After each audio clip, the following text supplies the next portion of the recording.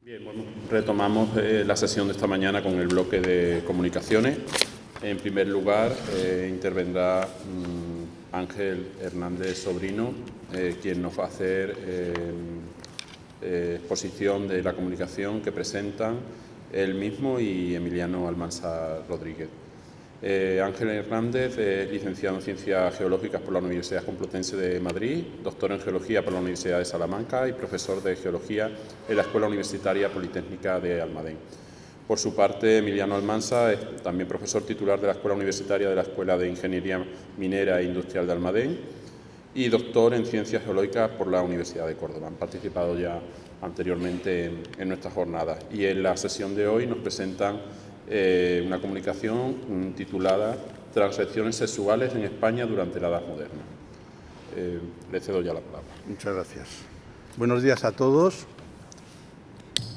Buenos días a todos y muchas gracias a la Sociedad Extremeña de Historia por habernos permitido presentar esta comunicación.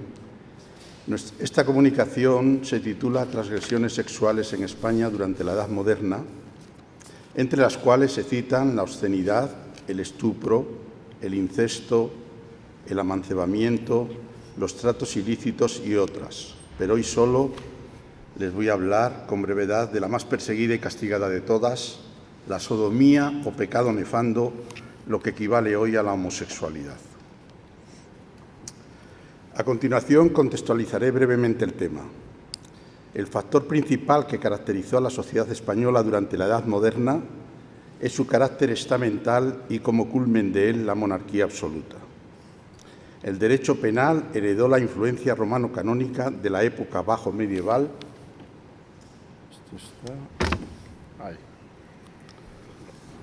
y conservó su pensamiento teológico y su legislación. En el prólogo de la séptima partida del rey Alfonso X el Sabio se establecía que el castigo de los delitos cometidos es muy útil e incluso necesario para que estén en buen orden los pueblos y sus habitantes en paz y justicia. Los reyes católicos legislaron en abundancia para lograr que las leyes fueran aplicadas y para que los jueces encargados de ello fueran protegidos y respaldados, pues eran conscientes de que la renuncia a la administración de la justicia haría peligrar su poder y fomentaría el resurgimiento de la rebeldía nobiliaria. Después, los Austrias crearon en sus súbditos un fuerte temor al poder real y a su justicia, con la imposición de penas muy duras a los delincuentes. La llegada de la monarquía borbónica no mejoró la situación y los monarcas absolutistas establecieron numerosos preceptos legales que pretendían regularlo todo e impusieron también duras penas a los infractores. Esta lamentable situación del derecho y de la aplicación de la justicia estaba a mediados del XVIII en clara contradicción con el desarrollo de las nuevas ideas ilustradas y comenzaron a surgir pensadores que proponían que las penas debían tener un fin correccionalista para que los presos fueran educados cívicamente y no reincidieran en sus delitos. Cesare Beccaria se unió a las voces que clamaban por una reforma de la legislación penal y por una humanización en la aplicación de la justicia en su Italia natal. Mientras, en España, el jurista Manuel de Lardizábal escribía también por entonces que las penas debían ser proporcionadas a los delitos para ser eficaces. Primero les contaré brevemente lo que ocurría en la Villa y Corte de Madrid en estos siglos XVI y XVII. El pecado delito de moral sexual más perseguido durante los siglos XVI y XVII fue precisamente el de sodomía, considerada por entonces un crimen contra el orden natural y también un pecado nefando contra natura, que retrotraía a la destrucción bíblica de Sodoma y Gomorra, y de ahí el nombre de sodomitas. La sodomía era, por tanto, un delito y un pecado, y se hallaba extendida por todas las clases sociales, pese a la pena de hoguera con la que era castigada. El pecado nefando hacía estragos en Madrid y la Sala de Alcaldes de Casa y Corte, en cuyo frontis figuraba la frase «Ningún fraude es un refugio seguro», castigaba con la hoguera a los infractores. En la cárcel real de la Corte, hoy conocida como Palacio de Santa Cruz, que es la sede del Ministerio de Asuntos Exteriores, permanecían encarcelados los reos hasta que llegaba su hora. En los avisos y noticias, los periódicos de entonces, publicadas durante el reinado de Felipe IV, se difundían los numerosos casos de sodomía. Un par de ejemplos: Noticias de Madrid, el 5 de diciembre de 1622, quemaron por el pecado nefando a 5 mozos. El primero fue Mendocillo, un bufón. El segundo, un mozo de cámara del conde de Villamediana. El tercero, un esclavillo mulato. El cuarto, etc. Otro caso, otro periódico similar, el Avisos de Pellicer, decía: hicieron justicia a 2 hombres por el pecado nefando. Están presos por el mismo delito 9 y dicen que han culpado a casi 60.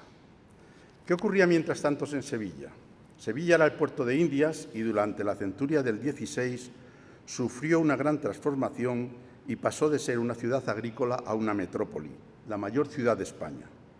7 cárceles había en Sevilla en esos años y allí ejerció su compasiva labor el padre jesuita Pedro de León, quien ayudó a bien morir a 263 ajusticiados entre 1578 y 1616. En 1619, Pedro de León terminó de plasmar su misericordiosa experiencia en un manuscrito. Entre los ajusticiados de la cárcel real, el padre León ayudó a bien morir a 40 de ellos culpables de sodomía.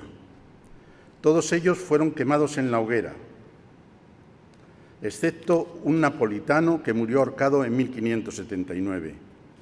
Por ejemplo, en 1585, escribía el padre León, prendieron a Mayuca, el negro famoso por sus relaciones con diversos caballeros de buen parecer. A los encausados menores de edad solo se les chamuscaba y se les obligaba a ver la ejecución de los mayores para escarmiento. Otra vez el padre León escribió: Francisco Bautista, un mulatillo de 22 años de edad, fue quemado en 1596 por el pecado nefando. Hicieron pasar por el fuego, eso es lo de chamuscar, a 2 muchachos de 8 o 9 años de edad y les dieron 50 azotes. Ahora pondré 2 casos ya de mediados del siglo XVIII, cuando las cosas habían cambiado, no del todo, pero sí ligeramente. Los destinos más frecuentes de los condenados por delitos sexuales en la segunda mitad de la centuria del XVIII fueron los arsenales militares, pues toda mano de obra era poca para la ambiciosa política naval del ministro Ensenada y de su sucesor Arriaga. Sin embargo, algunos de ellos fueron enviados a cumplir sus sentencias a los presidios africanos, a las obras públicas y también a las minas de Almadén, de donde nosotros venimos. Todavía durante buena parte del XVIII, los fiscales de las chancillerías y audiencias consideraban a los sodomitas unos malvados que cometían nefandos crímenes, lo que explica la pervivencia de su represión en los tribunales metropolitanos y también coloniales. No obstante, al menos no se les quemaba, pero sí eran condenados a 10 años de minas y algunos de ellos con retención, es decir, que no podían ser puestos en libertad sin el permiso expreso del tribunal que los había sentenciado. Les pondré un par de ejemplos. Juan de Bustos, condenado en 1751 a 10 años de minas por el gobernador de Cartagena, sobre el robo ejecutado a don Juan Fernández, además, crimen nefando y haber intentado ahorcarse de una reja en la cárcel de la citada ciudad de Cartagena. Juan de Bustos escapó bien, pues cumplió y fue liberado en 1761. Otros no tenían tanta suerte porque morían durante su estancia en la Real Cárcel de Forzados. Otro ejemplo, Francisco Guerrero, de 40 años, fue sentenciado en 1751 a 10 años de mina por los señores alcaldes del crimen de la Chancillería de Valladolid sobre excesos carnales y crimen nefando, y que no los quebrante bajo pena de muerte ni salga sin licencia de la sala. Es decir, este tenía además la pena de retención. Otro caso es el del Arsenal de la Carraca. En 1748, la firma de la paz de Aquisgrán permitió desviar buena parte de los recursos financieros de la corona a obras civiles, en lugar de ser empleados en costosas campañas de guerra. Fue entonces cuando el marqués de la Ensenada propuso a Fernando VI la construcción de 3 grandes arsenales en la España peninsular, en Cartagena, La Carraca y Ferrol.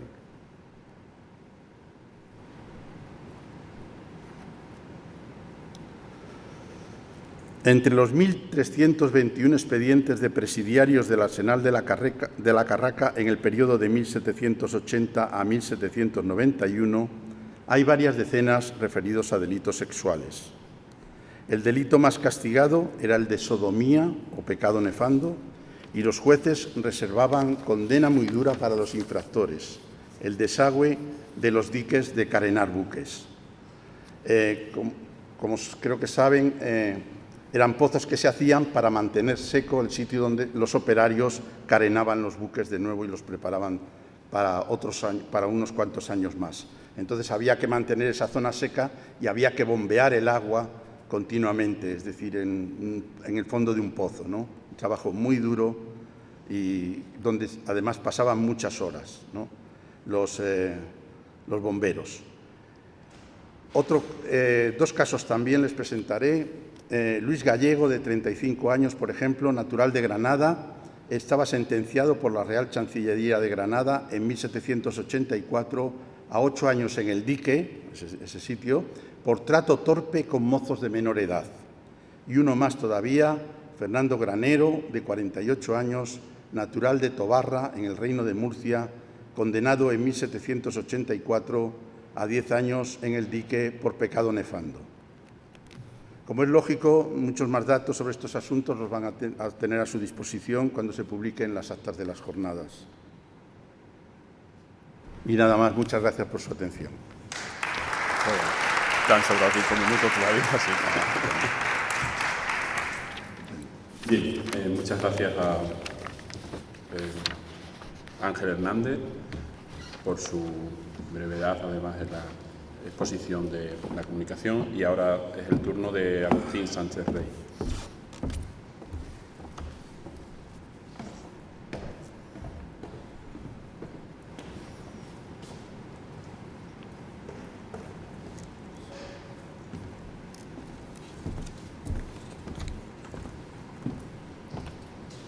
Bien, Agustín Sánchez Rey es natural de Madrid, es doctor ingeniero de Caminos, Canales y Puertos desde 1974, diplomado en Economía de la Empresa, máster en Gestión de la Administración Pública y en Alta Dirección Pública.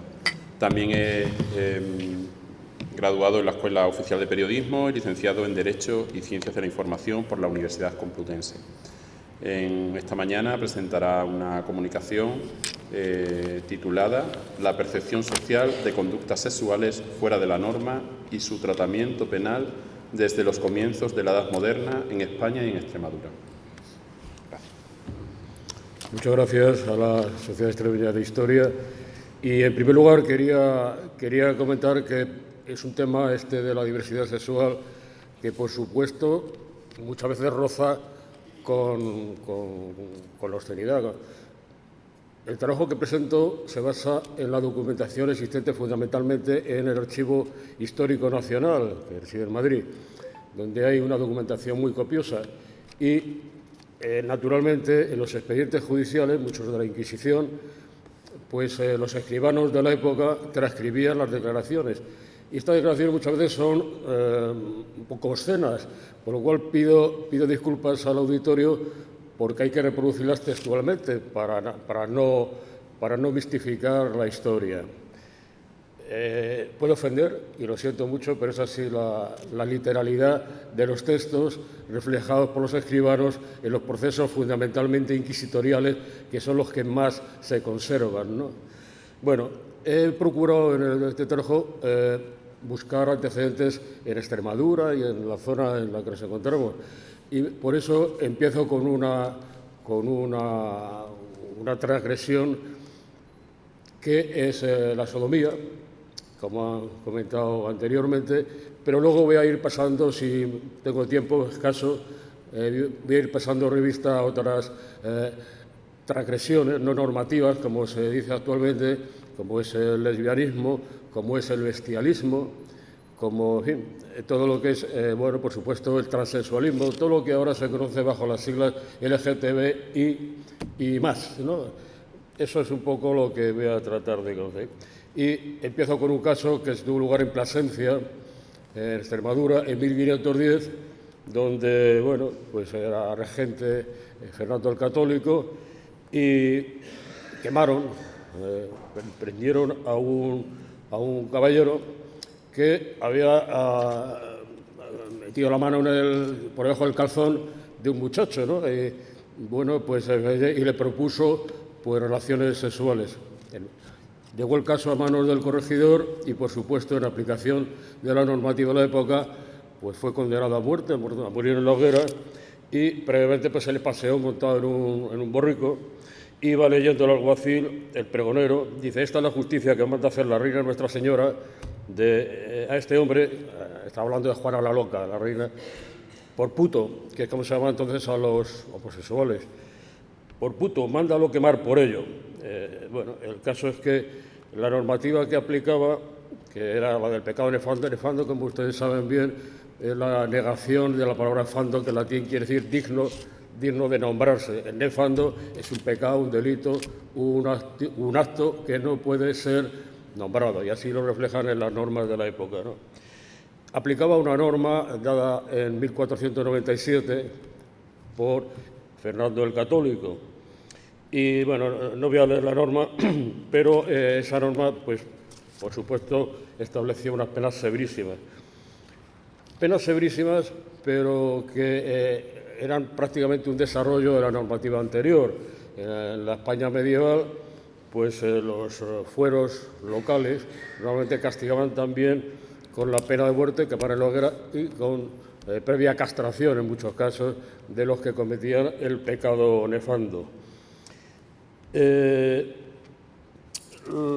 Por supuesto que se regulaba toda la normativa de prueba testifical, etcétera, todo lo que era la aplicación de a posteriori, los descendientes, pecado y infamia, etcétera. Incluso era una injuria, ya medida como muy grave, el decirle a otro hombre que el peranum visiovi, valga la expresión romanceada, te fodí por el culo, y perdone porque es que tengo que hablar así porque es lo que viene en los textos medievales, ¿no? Entonces, era una injuria considerada como muy, muy grave y reflejaba efectivamente que el acto en sí llevaba consigo la muerte en la hoguera, ¿no? Los fueros hay dos familias de fueros en España, la del fuero de Cuenca, 1190, y posteriores, algunos de ellos en Extremadura, como el fuero de Usagre, Coria, Plasencia, todos derivan de la familia de fueros de Cuenca, y la otra familia de fueros medievales es la de Teruel, un poquito posterior, 1256, pero en ambas familias de fueros, que se extendieron por todo el ámbito de competencia de estos dos reinos, Castilla-León y Aragón, pues prácticamente se reproducen muchas veces este tipo de penas. Fuero juzgo también, que era una versión en romance del Liber Judiciorum, de los visigodos, pues también se condenaba a la sodomía, por la infamia legal, la castración, la confiscación de bienes y posteriormente con la quema en la hoguera. Es verdad que anteriormente pues no había habido este tipo de condenas sociales y penales reflejadas en los códigos. Conocemos el caso de la cultura griega, la cultura romana, donde incluso emperadores como Adriano con Antinoo, al cual dedicó la Villa Adriana, o incluso pues Alejandro Magno con Hefestión. Bueno, la cosa era incluso favorecida, pero llegó un momento en que la cristianización, en la época de Constantino, pues cambió las tornas y entonces se empezó a castigar. ¿Por qué?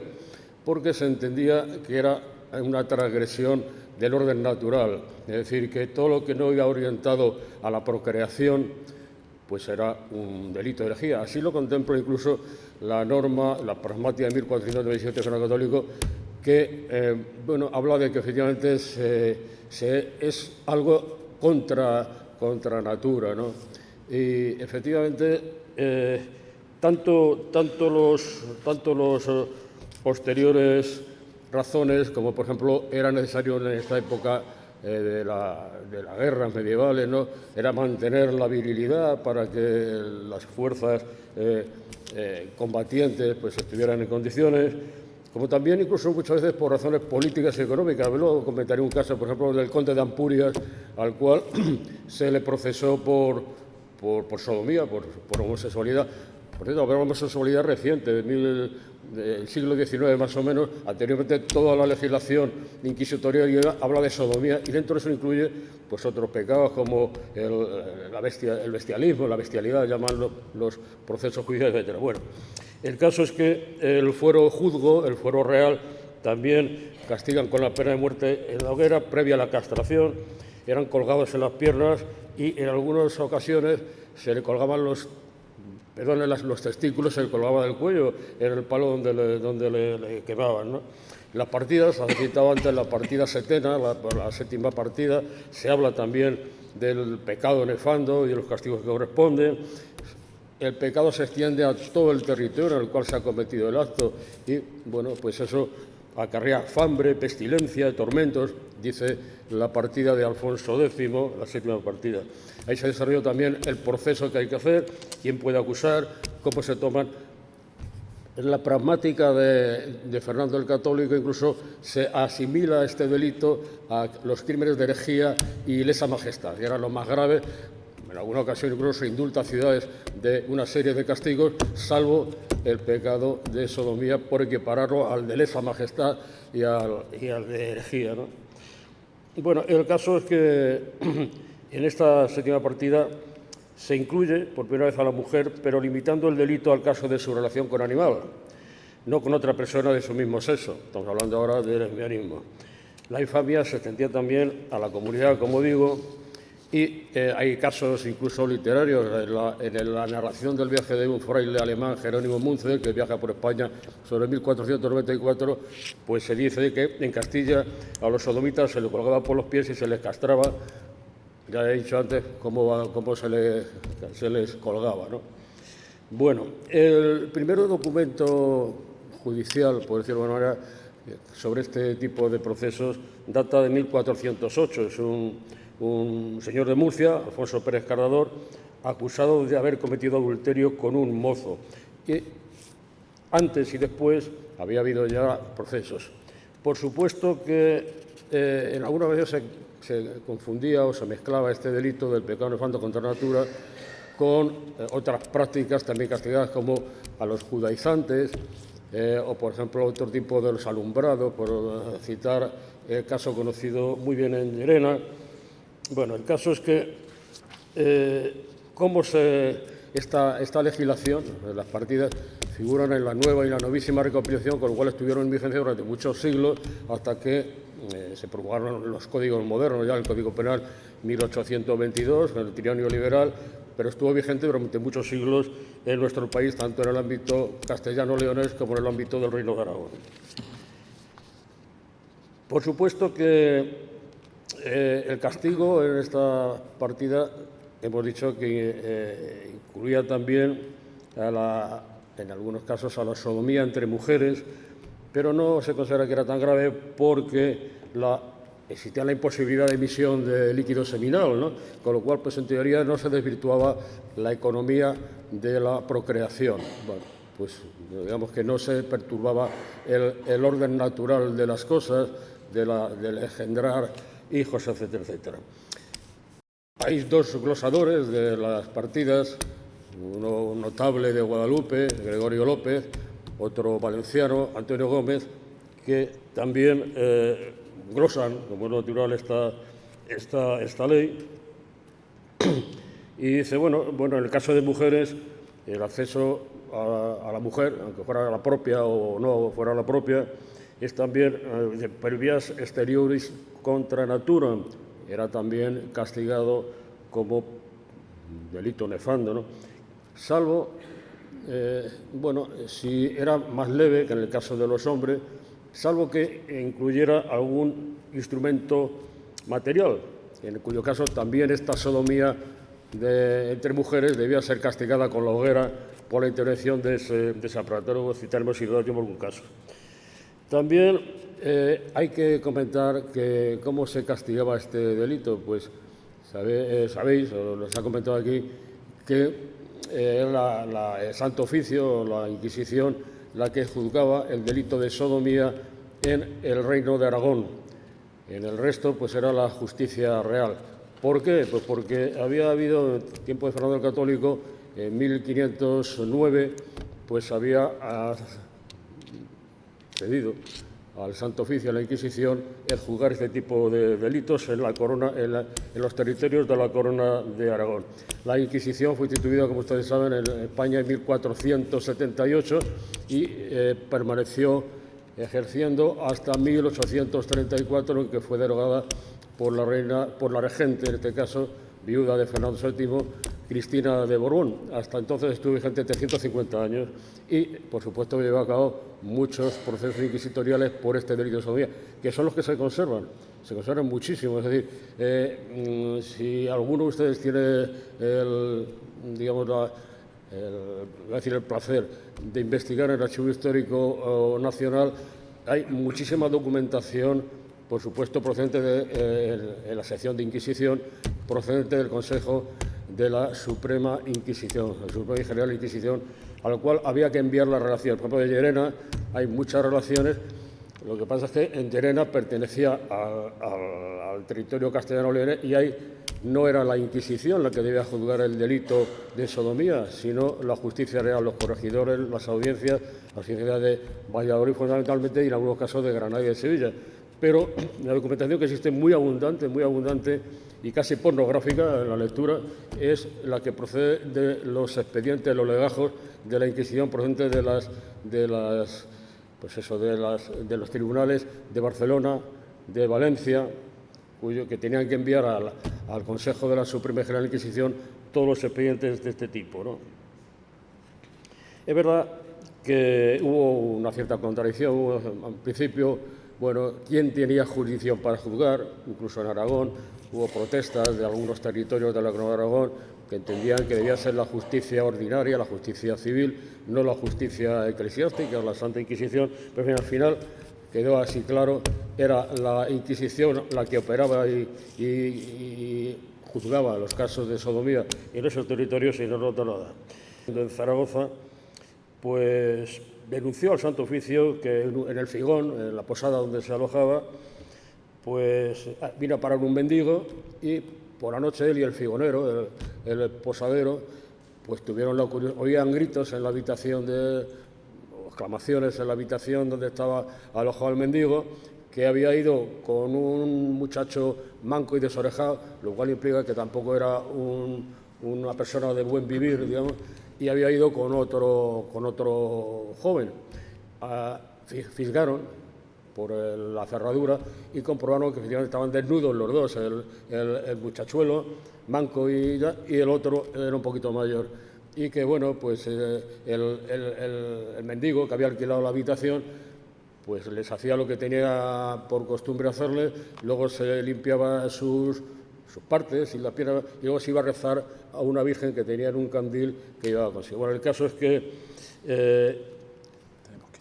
lo declararon al Santo Oficio y el cirujano comprobó que efectivamente el muchachuelo manco no tenía ningún problema, pero el otro sí, el otro tenía en sus partes traseras, digamos, pues tenía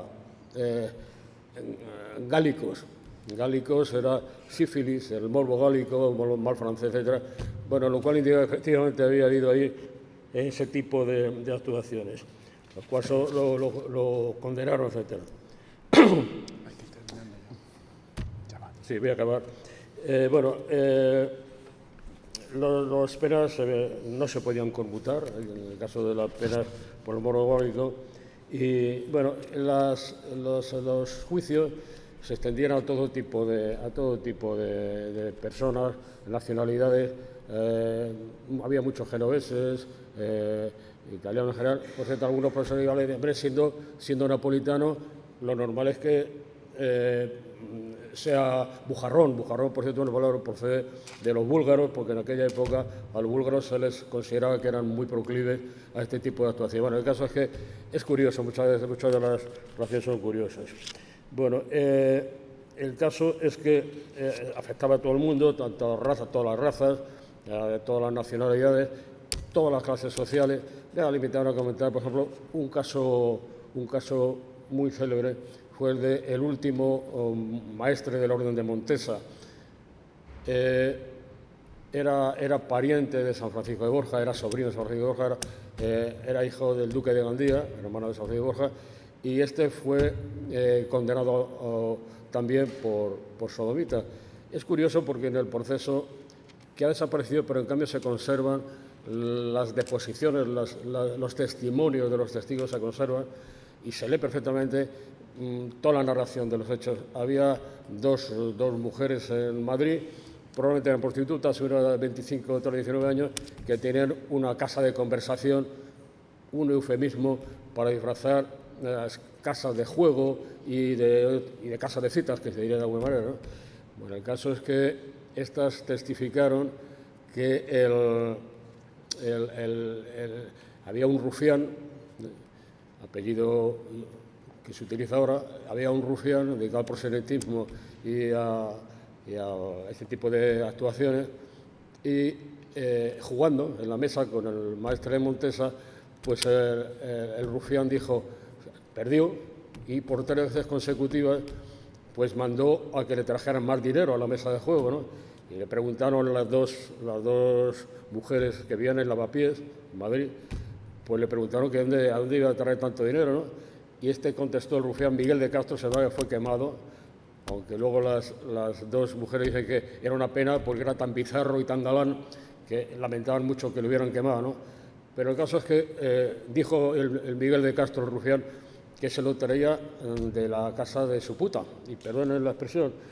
A preguntarle quién era su puta, pues dijo que el maestre de Montesa y el conde de Ribagorza, ahí donde le daban dinerito para el que siguiera apostando en la mesa de juego. Ya nos hemos pasado. Sí, 6 o 7 2 minutos. Bueno, el caso es que en el trabajo de la investigación, pues se citan muchos casos de esto. Por ejemplo, el conde de Villamediana, famoso por sus amores reales, ¿no?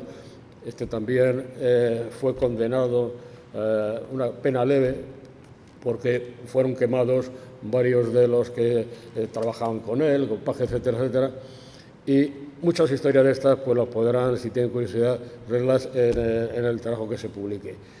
El bestialismo, pues también hay muchos casos de estos donde tanto en los procesos inquisitoriales como en los avisos de la época, se han citado en los avisos de Pellicer y de Barrio Nuevo, se comentan casos en los cuales fueron quemados también los que practicaban este tipo de conductas.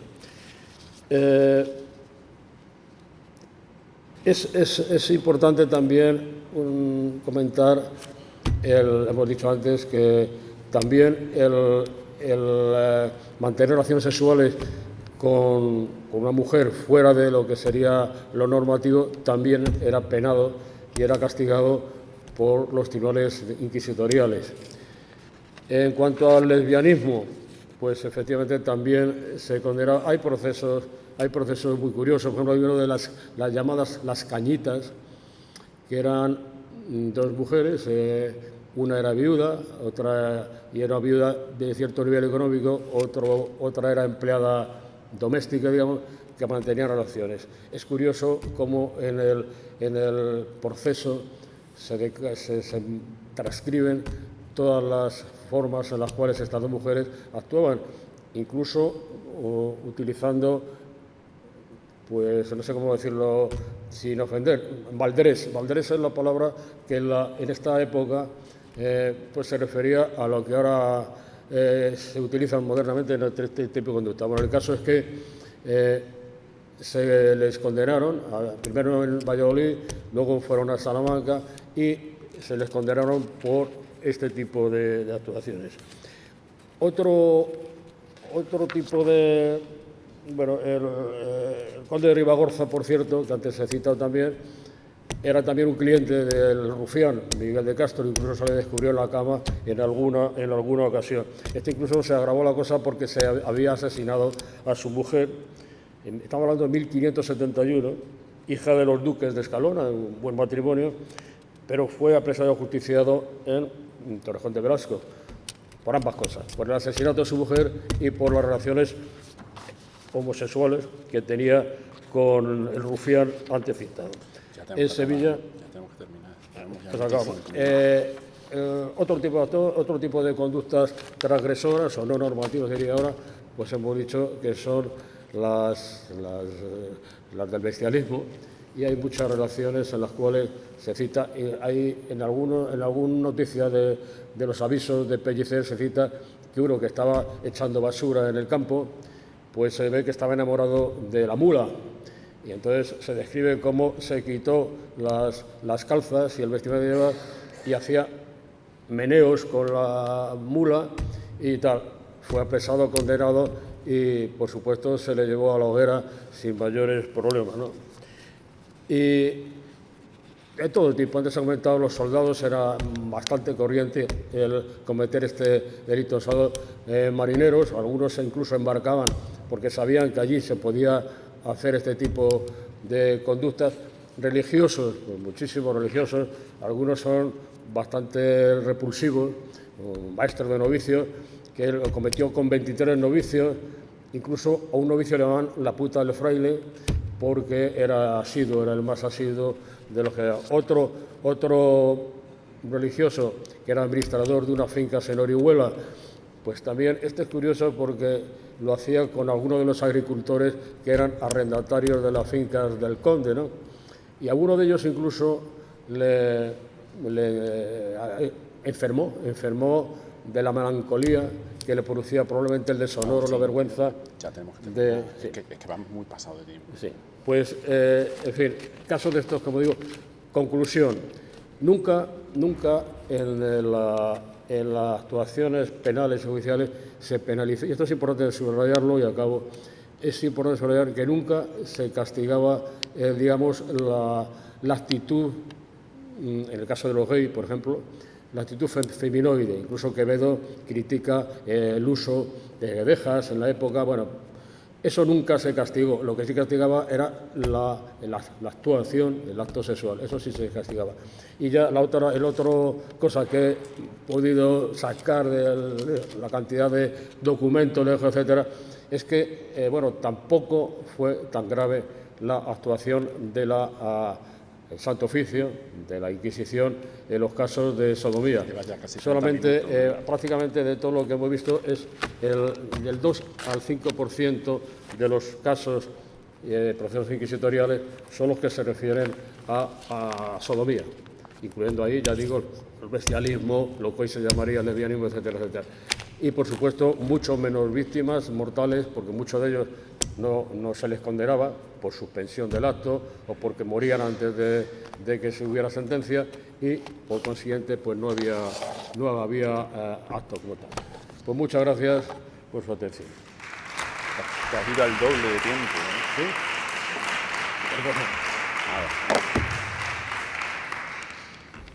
Bien, muchas gracias. Gracias. Es el turno de José Andrés Otero Campos.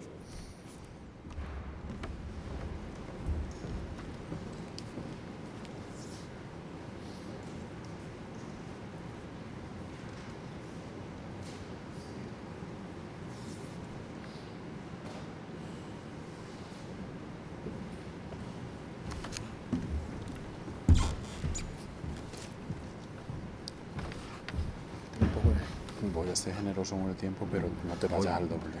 No, voy a cortar. Bien, José Andrés Otero Campos, licenciado en Geografía e Historia por la Universidad de Sevilla, es máster en Métodos y Técnicas Avanzados de Investigación Histórica por la UNED y doctor cum laude en Historia Contemporánea por la Universidad de Sevilla.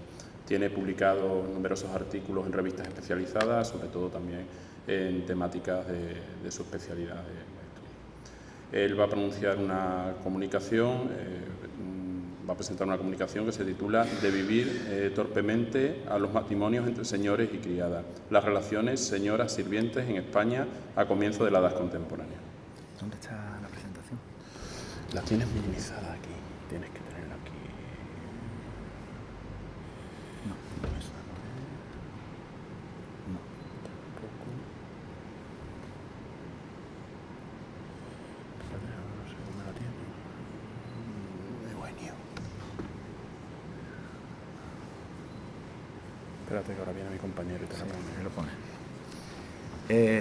¿Puedo leer?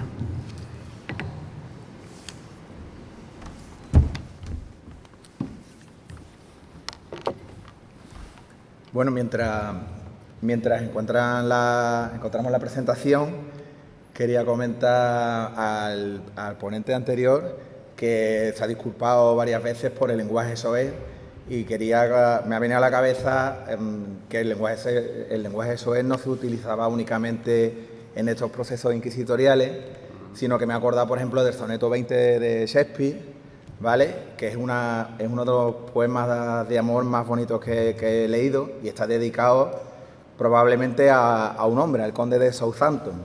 Y en uno de los versos llega a decir que lamentablemente a su amante la naturaleza lo dotó de polla, lo dice tal cual, "The nature prick you up".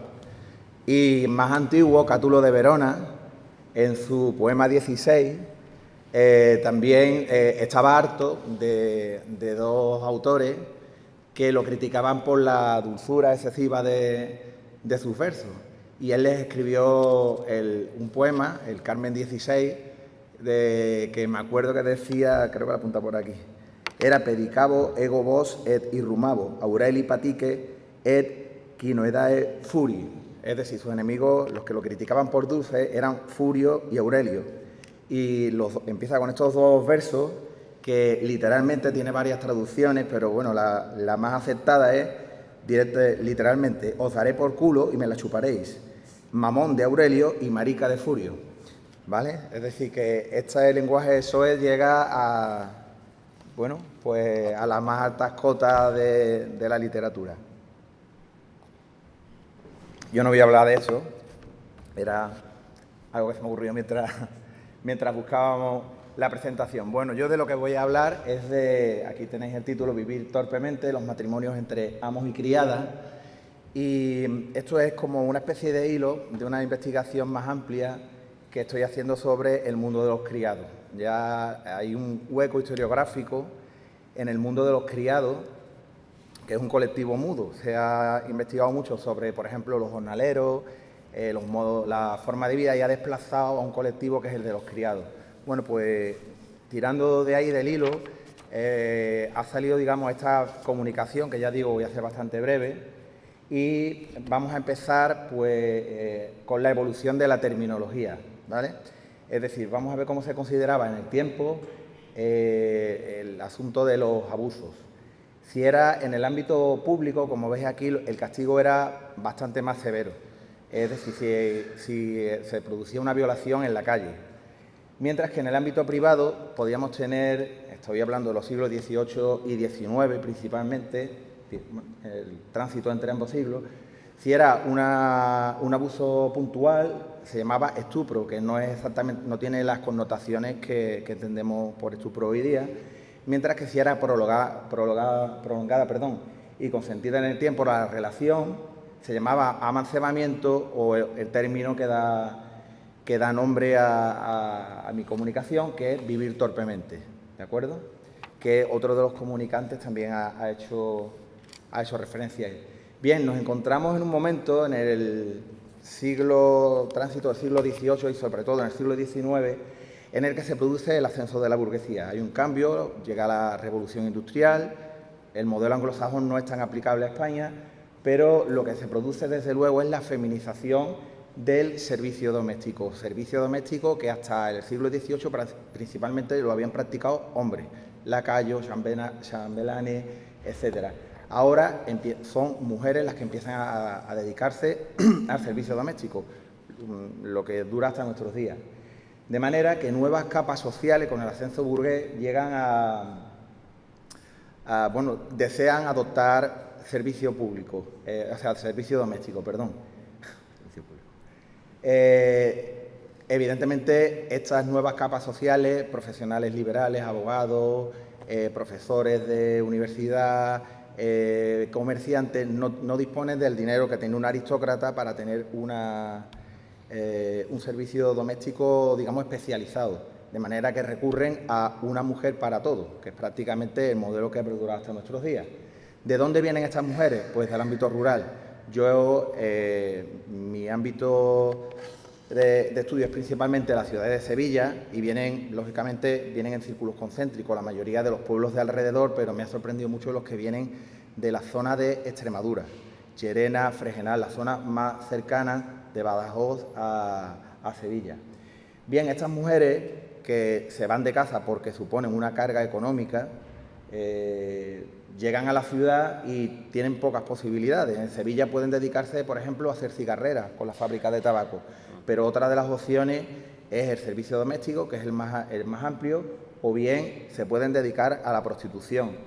De hecho, aquí lo que veis es una captura de una página web de las Hermanas del Servicio Doméstico. Es una congregación religiosa que se formó hacia 1860, creo recordar, y que tenía como objetivo, acoger a todas estas mujeres que venían de las zonas rurales y evitar que cayeran en la prostitución, buscándoles una colocación en el ámbito doméstico, como criadas. Bien, ¿cómo debía ser el servicio en la casa burguesa? Desde el siglo XVIII ya había manuales de comportamiento y decían que el señor de la casa tenía que ser paternal, generoso, educador, porque estos criados realmente, estas criadas, formaban parte de la familia, se consideraban parte del núcleo familiar. ¿Qué ocurría? A menudo se podían establecer relaciones horizontales entre los criados. Criadas, digamos, que estaban en el ámbito doméstico, lavandería, cocina, limpieza, cuidado de niños, con los que estaban en el ámbito, digamos, más externo, caballerizo, etcétera. Cuando esta relación se formalizaba, el señor de la casa tendía a desprenderse de la doméstica. Ya no le interesaba porque ya perdía esa disponibilidad horaria total con la que tenía. Ahora bien, ¿qué ocurría? Que entre las criadas también se detecta un alto índice de soltería, ¿vale? Recuerdo, por ejemplo, yo soy de Utrera, de un pueblo que está a 30 kilómetros al sur de Sevilla, y allí entró a trabajar en una casa burguesa una chica con 15 años que se llamaba María Ferrero.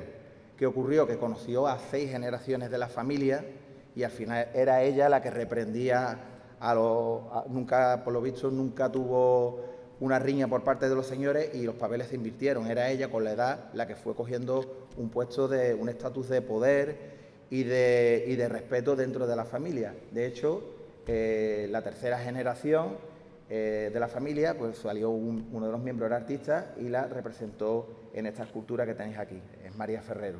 Y era una simple lavandera que entró a trabajar hacia 1880 y le hicieron una fiesta toda la familia, que ya estaba desperdigada por México, por Jerez, en el año 1950. Bien, ¿cuáles eran los factores determinantes? Entrando ya un poco en el tema de las relaciones, de desigualdad entre los señores y las criadas. Los factores determinantes son la residencia, la economía y el estado civil. He puesto estos dos gráficos. En el primero vemos las criadas, siempre refiriéndonos a Sevilla, según el censo de 1875, vemos como 2/3 partes de las criadas eran solteras, lo cual ya, va a determinar un poco que se establezcan relaciones entre los señores y estas criadas, la mayoría de las cuales eran bastante jóvenes. Y después, ¿dónde vivían estas criadas? Pues la mayoría en casa de los propios señores. Tenían una habitación, normalmente muy humilde, con muy malas condiciones de ventilación, de higiene y demás, y esto provocaba una intimidad, muchas veces no deseada, por las criadas. Aquí tenemos que, como pueden ver, el 77% de las criadas vivían en la casa del señor. Esto no ocurría con los criados, con los cocheros, caballerizos, secretarios, cocineros, que solían tener su propia familia y vivían aparte, entraban a trabajar digamos, en un horario laboral normal. Bien, también hablamos de lo que se llama el mito de la criada seducida. Esto hay una casuística enorme en los periódicos desde mediados del siglo XIX, en el que vemos esta relación desigual, esta relación vertical entre señores y criadas. Y aquí he cogido un par de extractos de dos periódicos, La Andalucía y El Baluarte, que era un periódico republicano, y la primera dice: un solterón me decía, los casados profetizan siempre a los solterones que concluirán por casarse con la criada. Es una advertencia que debe servirnos para no admitir más que criadas guapas. El otro fragmento dice: una criada se presenta en casa de un solterón por si quiere tomarla a su servicio. ¿Tiene usted cartilla? Le pregunta el solterón. No, señor, pero puede usted tomar informe en casa de mi último amo, que también es soltero y quedó encantado de mi servicio. Estuvo mucho tiempo en casa de este señor, 1 hora. ¿De acuerdo? Es decir, está hablando de, digamos, de relaciones sexuales, a veces consentidas y a veces transaccionales. Esto llegaba incluso a matrimonios desiguales, ¿no? Que provocaban gran resistencia social. Se producían matrimonios entre señores y criadas. ¿Cuál era el perfil de los señores? Pues generalmente eran viudos o bien solterones de edad avanzada que terminaban por casarse con la criada. Esto provocaba, lógicamente, escándalo en la sociedad y muchas veces era mal llevado por los señores. Aquí he encontrado un ejemplo, que es un tal José Antonio Zuviria, a finales del siglo XVIII, que se casa con su criada a condición de que lo mantenga en secreto. No lo pueden saber ni los hijos, que viven con el padre viudo, ni nadie del pueblo, de manera que ella sigue actuando como una sirvienta, come aparte, come en la cocina, pero está casada con el señor. Bien, esto también tenía otra deriva clara, que era la aparición de hijos naturales después de tener las evidentes relaciones sexuales, ¿no? ¿Qué ocurría cuando se tenían hijos naturales? Normalmente se rehuía toda responsabilidad, en una época en la que era muy difícil demostrar, lógicamente, que la paternidad del señor. Solamente se aceptaba el señor, a lo mejor cuando moría y no tenía hijos legítimos, se le habían muerto, entonces era cuando aceptaba a un hijo o una hija natural y la declaraba así en su testamento. ¿Y qué se recurría? Pues se recurría muchas veces, las criadas recurrían al infanticidio, al abandono de niños, a la entrega en torno como expósito, pero muchas veces al infanticidio y algunas veces de manera muy truculenta. Una incluso descuartizó a su propio bebé y la descubrieron porque la había tirado por la letrina y había atascado la letrina. Cuando van, digamos, a reparar la tubería, encuentran trozos de bebé de la criada que se había deshecho de su hijo recién nacido, ¿no?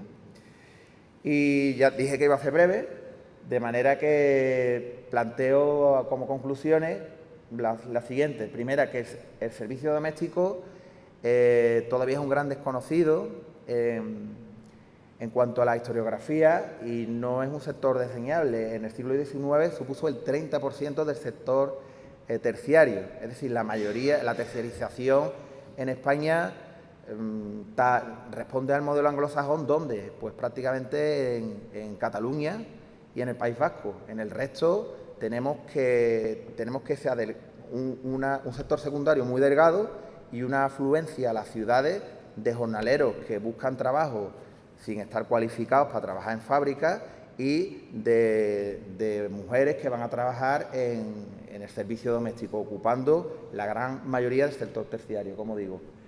Hay una subordinación evidente de la criada al hombre, ya sea el señor, pero también a los hijos del señor e incluso a otros criados varones.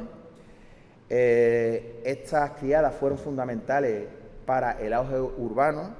Por ejemplo, en ciudades como Sevilla es sorprendente, dentro de 2 semanas hay otras jornadas en Fuente de Canto, que me imagino que algunos repetirá, que hablan de la despoblación, y es sorprendente los resultados que tiene Sevilla, la cantidad de jornaleros, la cantidad de mujeres sin oficio que se meten a criadas y demás.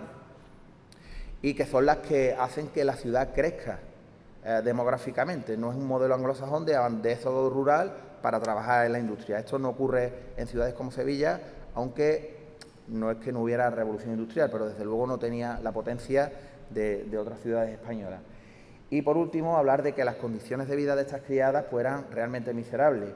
En una estadística de 1889 sobre los suicidios, se habla de que el colectivo más amplio de suicidas pues, lo constituyen los militares, por razones obvias, disponen de armas con las que quitarse la vida rápidamente. Pero si nos vamos al colectivo de las mujeres, es el servicio doméstico entre el que se registra el mayor número de suicidios.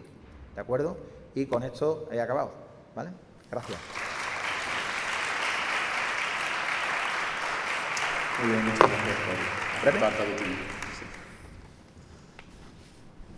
Bien, ahora le corresponde el turno a Carlos Alberto Fongavira.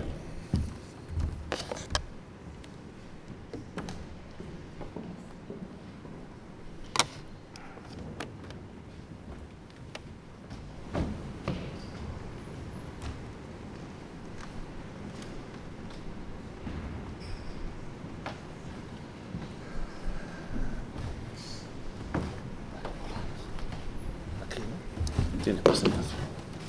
Sí, tengo presentación. ¿La busco? Sí, aquí. Tiene esta por aquí.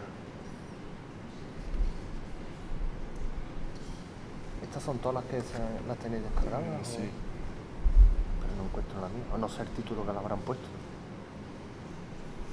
Eugenio. Ahora viene mi compañero de trabajo. Vale.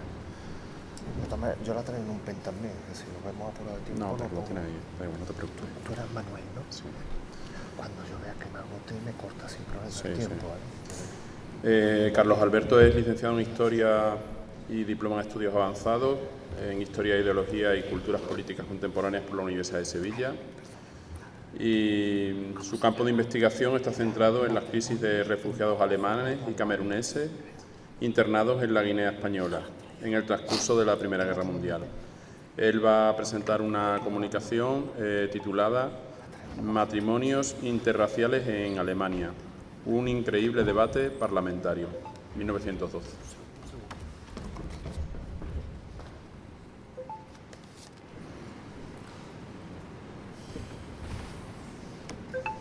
No está la comunicación, Eugenio. No está.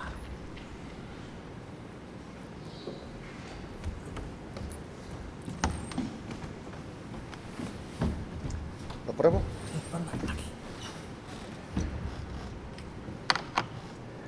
Tendrás que quitar ese, ¿no? Quito este antes, ¿no? Bueno, quítalo. Ese es el de la sociedad. Quítalo. Directamente. Sí. Ahí. Al revés.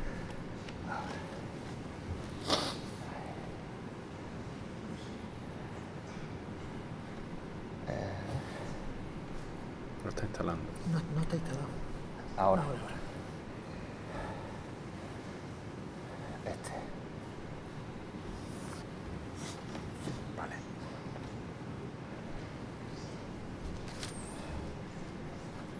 Sí, tarda un poquito, pero...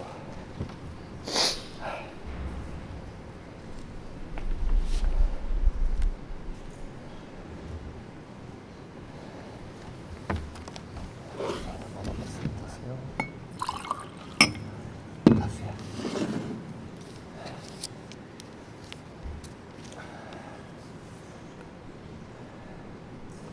Esto es perfecto. Modo presentación.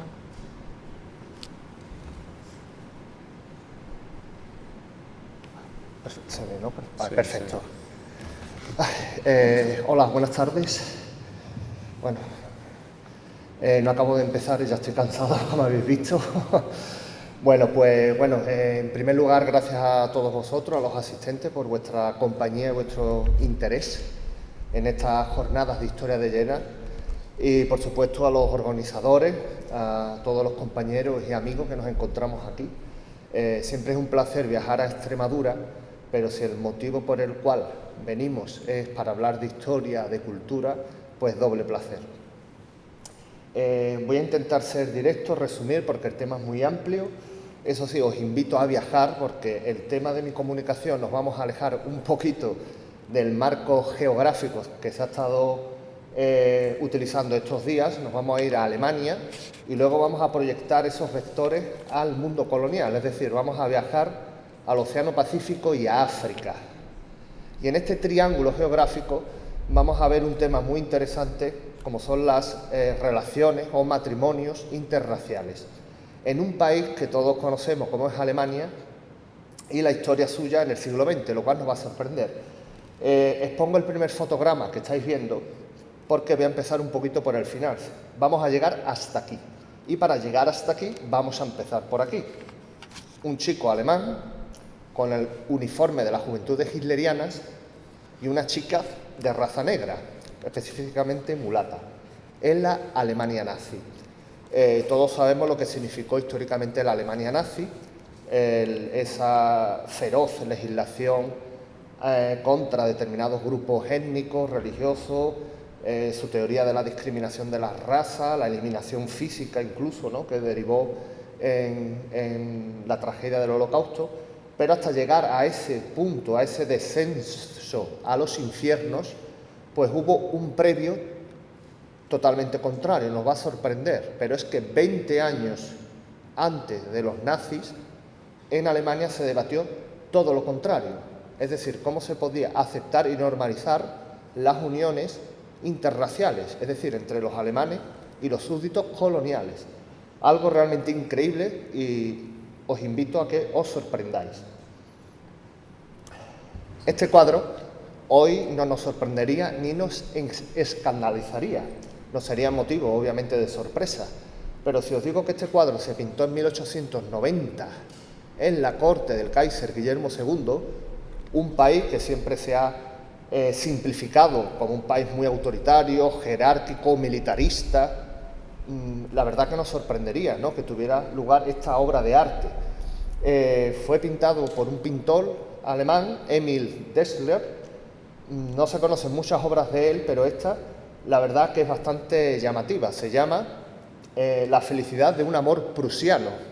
Siempre tenemos, repito, la imagen simplificada de los prusianos, con el casco, con el pincho en el centro, el ejército prusiano, la jerarquía, la autoridad. Y sin embargo, este cuadro nació en esa corte.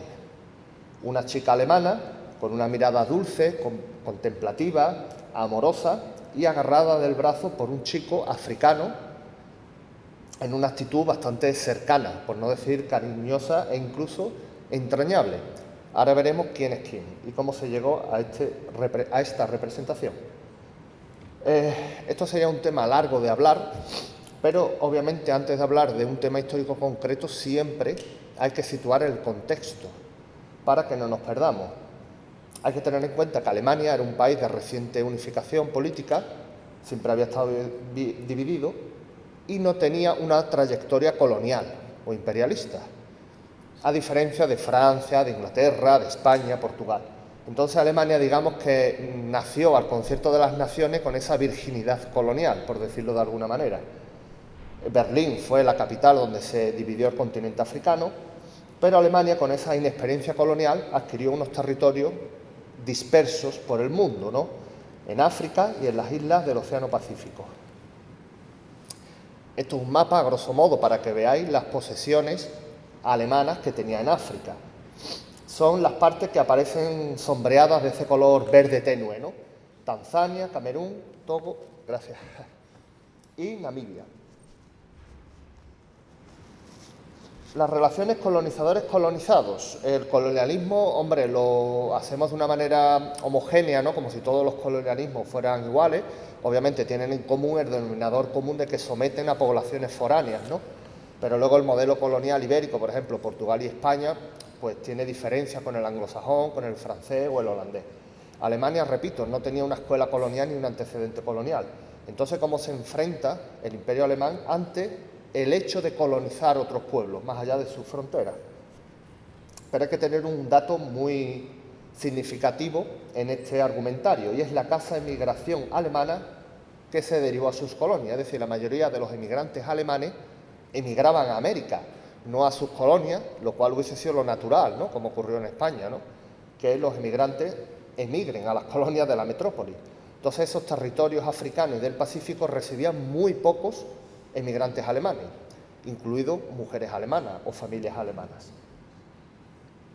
Esto es una fotografía muy en boga de la época, ¿no? Nos puede recordar a la célebre Memorias de África, ¿no?, la película, pero la he puesto porque es muy simbólica, para que veáis representado lo que os estoy diciendo. Aparece la construcción de una obra de ferrocarril. En la fotografía prácticamente todos son hombres, salvo una mujer en el centro. O sea, es muy simbólico de lo que fue la emigración alemana a sus colonias. Esto es una fotografía, bueno, de una misión. Los misioneros fueron los encargados de civilizar y, entre comillas, a las poblaciones nativas a su cargo. Schule, escuela en alemán. Aquí vemos una escuela en Tanzania, lo que era la colonia del África Oriental alemana, Tanganica. Se ven los retratos del Kaiser Guillermo, su mujer Victoria, el mapa de África y los niños aprendiendo alemán. Estos son los askari, los soldados africanos al servicio de la potencia colonial alemana. Biopolítica racial en el Imperio Alemán. Voy a utilizar el término raza porque es el término que se utilizaba en la época. El término raza en esa época tenía connotaciones y significados eminentemente biológicos, más que culturales. Es decir, la humanidad estaba dividida en una serie de razas y, en consonancia con esas razas, son las que determinan tu manera de ser, tu desarrollo humano, tu progreso e incluso tu idiosincrasia. Y aquí vamos a tener un debate muy interesante porque se va a unir la política con la raza, es decir, la biopolítica racial. En negro está Alemania, que la veis en Europa en el centro, y luego ya a escala global todas las colonias que tenía el Imperio Alemán, África, y luego la parte que veis en el círculo rojo son los archipiélagos que tenían en el Océano Pacífico. Este hombre es muy interesante, os lo presento, se llama Wilhelm Solf y fue el presidente de la Oficina Colonial Alemana, para entendernos como el Ministerio de Colonias de Alemania. Y fue gobernador de Samoa. Samoa es un archipiélago pequeñito que está en el Pacífico Sur. Y este hombre planteó un debate parlamentario muy interesante, muy llamativo, muy trascendente en 1912, por el cual, después de una cierta madurez colonial ya de Alemania, él planteó el tema, que es el que ha dado título a mi comunicación. ¿Qué hacemos con las parejas y uniones interraciales? Es decir, los colonos alemanes que tienen relaciones íntimas y sexuales con súbditos coloniales, sean de África o del Océano Pacífico, ¿qué hacemos? ¿Las legalizamos? ¿No las legalizamos? ¿Son legítimas? ¿No son legítimas? Y esos mismos términos se plantean a sus descendientes. Esto es un tema espinoso, pero creo que también es necesario aclararlo. Dentro de la jerarquía racial, porque hablamos de biopolítica, pero los propios alemanes también hacían distinción entre todos sus súbditos coloniales. Es decir, no era lo mismo dentro de su concesión de la jerarquía racial los súbditos de África que los del Océano Pacífico. Aquí tenemos ya un ejemplo concreto.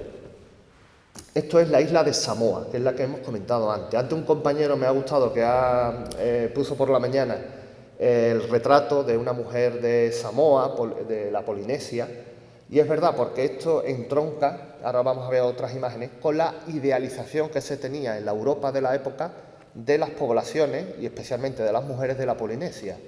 Es decir, un ambiente más idealizado, romantizado, exótico, pero algo mucho más bonancible que, por ejemplo, en África. Samoa, repito, es un territorio pequeño, había una parte que estaba bajo dominio alemán y una parte bajo dominio de los Estados Unidos de América, pero en este caso hubo bastante parejas interraciales. Tenemos aquí la estadística, luego en la comunicación escrita que se publicará, bueno, daré los datos mucho más pormenorizados, pero esto le sirvió a Wilhelm Solf, ese gobernador, para plantear el debate en el Parlamento alemán. Y él declaró en tribuna pública que los samoanos culturalmente estaban mucho más próximos a los europeos que los africanos, o sea, ya inserta un argumento de discriminación racial dentro de todo ese imaginario colectivo de las colonias. Esta es la situación geográfica de las Islas Samoa. repito, son 2 islas pequeñas en la inmensidad del gran azul, que es el gran océano Pacífico. Y aquí empezamos ya un poco con materiales gráficos, para que veáis la concepción mental de cómo el europeo, el alemán, del alemán imperial, veía a sus súbditos coloniales. La postal de la izquierda es muy gráfica, porque en alemán pone Urra, Samoa ist unser, o sea, Samoa es nuestra. Pero claro, nosotros tenemos la tentación de pensar ¿qué es nuestra? ¿La isla o la nativa, que es la que simboliza la isla de Samoa? Es muy gráfico. La bandera del rey alemán ondeando flamante, ¿no?, victoriosa, el marinero, que él está mirando la enseña de su nación, como no queriéndose distraer, y la nativa samoana se abalanza literalmente a los brazos del marino europeo, ¿no? O sea, es como un símbolo de conquista, pero una conquista como aceptada por el colonizado, ¿no? Como diciendo, es un fruto maduro que ha caído rendida a nuestros pies. Y por otra parte, el varón samoano se idealiza al nativo, ¿no? Pero no un nativo belicoso, indómito, ¿no?, refractario a la colonización alemana, al contrario, ¿no? Se le ve ahí con una postura gallarda, ¿no?, así bizarra, flanqueado a ambos lados por las banderas alemanas y con un arma dispuesto a defender al imperio alemán, o sea, el varón, o sea, la mujer samoana sometida como objeto de triunfo, y el varón no solamente no critica ese sistema, sino que lo defiende. Aquí hay otras postales sobre el mismo tema. La de la izquierda es muy parecida a la anterior, mucho más gráfica, si me permiten, ¿no?, porque está un conato de beso, ¿no?, entre el marino alemán, que no suelta la bandera, o sea, como diciendo, me están casi forzando, ¿no?, a querer a la samoana, o sea, y la nativa samoana, pues, bueno, tocándolo, ¿no?, o sea, un acercamiento muy próximo. O sea, ven a los samoanos no como un pueblo bárbaro, incivilizado, sino como diciendo, van a recibir las bendiciones, ¿no?, de la civilización y la cultura alemana. Y a la derecha, daros cuenta que no es un marino, o sea, está vestido el alemán como una especie de gentleman, ¿no?, de la época, y la samoana ya tiene unos atributos de vestimenta, ¿no?, con un abanico, ¿no?, hecho de fibra vegetal, y es como si fuera una especie como de fiesta, ¿no?, pero todo en concordancia. Aquí hay una fotografía, ¿no?, de colonos alemanes en Samoa, ¿no? Estos son parejas interraciales. Aquí hay una mujer también samoana con su marido alemán, un colono, agarrados de la mano, o sea, no se ocultaba, esto no es un montaje, son parejas interraciales. Saltamos de continente. Frente a esa visión romantizada, exótica, dulce, ¿no?, incluso, de los súbditos del Pacífico, los nativos del Pacífico, el caso africano es muy contrario. Los súbditos coloniales de África, ¿cómo era el tratamiento que recibían por parte de Alemania?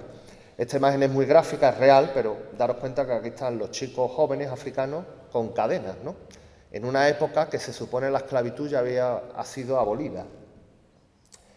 Esta imagen es muy gráfica, es terrorífica. Esto se le ha llamado, entre comillas, el holocausto del Kaiser, ¿no?, porque fue una sublevación indígena que hubo en Namibia, de los Hotentote y los Hereros, un pueblo nativo de allí, y los alemanes lo aplastaron con tanta fiereza y fuerza que provocaron lo que se dice el primer genocidio del siglo XX. Forzaron a la población a que se retirara al desierto, básicamente para que murieran de hambre y de sed, y los resultados de esa campaña alemana pues, es el que estáis viendo en la imagen. Repito, la política colonial alemana tenía muy poco recorrido, era una nación joven, no tenían experiencia colonial, pero en los 30 o 40 años aproximadamente que duró el dominio colonial alemán, les dio tiempo a hacer casi de todo, o sea, todo lo malo y lo perverso, porque aquí estáis viendo la represión con los nativos de Namibia, cargados de cadenas, a la derecha el guardia alemán, ¿no?, ahí con una mirada recia, mirando a la cámara. Este es el contexto. Todo esto estaba ocurriendo en ese mundo colonial, pero ahora nos vamos, dejamos el pasaporte, pedimos la acreditación y nos metemos en el Parlamento alemán, en el Reichstag. Alemania no era una dictadura, pero tampoco era una democracia como la conocemos hoy en día. Había partidos políticos, había elecciones, Había un sistema de poder no perfecto, pero bueno, hay que tenerlo en consideración. Había un parlamento, un gobierno, que era el canciller, y luego el emperador en la cúspide. Era una democracia, digamos, limitada, pero no se puede hablar de una dictadura. Y el 2 de mayo de 1912 tuvo lugar el gran debate. Con todos estos antecedentes de la política colonial alemana, ¿qué hacemos? Hay pocos colonos alemanes en nuestras colonias. Los pocos colonos alemanes, frente a la escasez de mujeres alemanas, que era el argumento que se daba, no han tenido más remedio que tener uniones con las nativas. Y claro, fruto de esas uniones, obviamente tienen descendencia. Estos hijos mestizos, ¿cómo los consideramos? Nativos, alemanes, tienen derecho a la ciudadanía, o habría que empezar desde el principio. ¿Son hijos legítimos? ¿Se reconocen? ¿Son bastardos? Todas esas cruces de preguntas tuvieron lugar en el salón plenario del Parlamento alemán. Sol fue el que inició el debate y él habló nada más y nada menos que de las consecuencias viciosas de los matrimonios mixtos. Es bastante claro, ¿no? Y advirtió a los diputados si querían nueras negras y nietos de pelo lanoso. Obviamente es una invitación en contra del mestizaje. Todas estas declaraciones son reales. O sea, ¿quieren que estas chicas blancas regresen con hereros, hotentotes y bastardos como cónyuges? Los hereros y los hotentotes eran los nativos africanos que hemos visto segundos antes en la fotografía, cargados de cadenas. Y ahora vamos a repasar brevemente, no sé cómo vamos de tiempo, pero... No, tenemos que ir terminando casi. Vale, voy acelerando. Hubo un gran cruce parlamentario desde los más diversos partidos políticos. Todo el espectro ideológico, a derecha, a izquierda, comentó esta cuestión. Los socialdemócratas, los liberales nacionales, los protestantes, ¿ves? Algunos hablan de una conciencia racial nacional saludable. Todo esto es antes de los nazis, 20 años antes. Las uniones sexuales entre blancos y personas de color es una inmoralidad sexual, el crecimiento de la raza mestiza. O sea, todo esto está un poco creando el caldo de cultivo para lo que vino después. Se aprobó una resolución que eso daría lugar a una ley que por el estallido de la Primera Guerra Mundial no se llegó a aplicar, pero bueno, se consiguió algo, sobre todo por el Partido Socialdemócrata Alemán, que era aceptar y legalizar no solamente los matrimonios interraciales, sino sus descendientes. Es decir, que esos niños no fueran considerados bastardos, sino que fueran considerados legítimos y, por tanto, tener derecho a la nacionalidad, a la pensión alimenticia, o sea, una protección. Voy rápido, esto es muy interesante, pero hablamos de los súbditos coloniales de Alemania, en África y en el Pacífico, pero no nos deberíamos de preguntar si hubo súbditos coloniales en la propia Alemania. La respuesta es sí. A la izquierda conocéis de sobra el personaje, pero el personaje de la derecha quizás no lo conozcáis. Os he de advertir que no es un montaje, no es un disfraz, o sea, este hombre estaba integrado en el ejército prusiano y, como veis, no tiene un estereotipo de alemán. Era un hombre de Nubia, Gustav Schaback-Elscher, que es el que aparece en el retrato pictórico que vimos al principio de la presentación. Obviamente en el cuadro era un niño, aquí ya está de adulto, pero llegó a formar parte del ejército prusiano, un ejército elitista, aristocrático, y sin embargo estuvo perfectamente integrado. Tuvo una esposa alemana, tuvo descendencia y vivió en Alemania. Luego hay otros africanos que vivieron en la Alemania imperial, como Martin die Bove, Elos Sambo, y, repito, integrados en el ejército prusiano, combatieron a favor de Alemania en la Primera Guerra Mundial y quedaron en Alemania después de la guerra. Aquí hay otros personajes. El de la derecha del todo con el estandarte lo captó Guillermo II en Marruecos cuando visitó Tánger y lo crió, incluso fue su padrino. O sea, el emperador alemán fue padrino de un niño marroquí. Y ya voy finalizando. O sea, hay contradicciones, como vemos, pero por lo menos hay que valorar que hubo un debate parlamentario, es decir, se puso en cuestionamiento y a debate público la cuestión de los matrimonios interraciales en Alemania antes del nazismo. El problema es que cuando acabó la Primera Guerra Mundial se fue generando también un caldo de cultivo para fomentar y fortalecer las políticas raciales de los nazis, y fue debido a esto. En los años 20, los franceses llevaron tropas coloniales de África a Alemania para humillar, digamos, al vencido, al alemán. Es verdad que hubo casos de violaciones y fruto de esas violaciones pues nacieron hijos mestizos, pero también es verdad que los grupos extremistas alemanes exageraron mucho de estas violaciones o abusos por parte de las tropas coloniales de Francia y el resultado lo tenemos ahí, la propaganda tan agresiva y feroz que se publicó. Daros cuenta que aquel africano prácticamente no es que se le considere como salvaje o incivilizado, sino prácticamente se le asimila a un animal, o sea, a una alimaña. El de la izquierda es como una especie de gorila, raptando a una chica blanca europea, que es Alemania, y a la derecha pues sobran las palabras, ¿no? Y este es el fruto de ese contexto que acabamos de decir. Los nazis lo llamaron de manera muy despectiva, muy peyorativa, los bastardos de Renania, es decir, los hijos fruto de estas relaciones interraciales entre los soldados coloniales de Francia y las mujeres alemanas.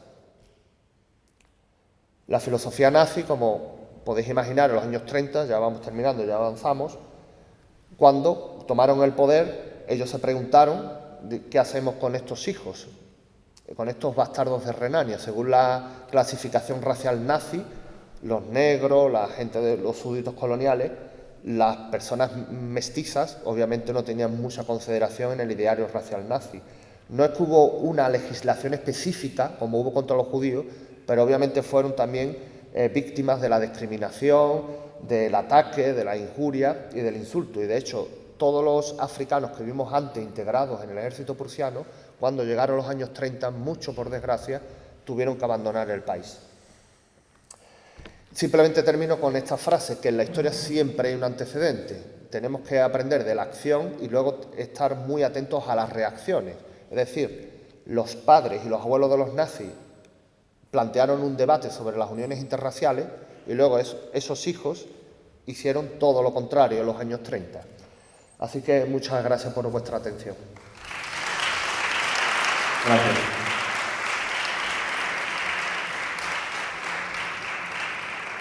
Intervendrán a continuación Francisco Javier Mateos Alcacíbar y Pilar de Luz Mateos Mimbrero.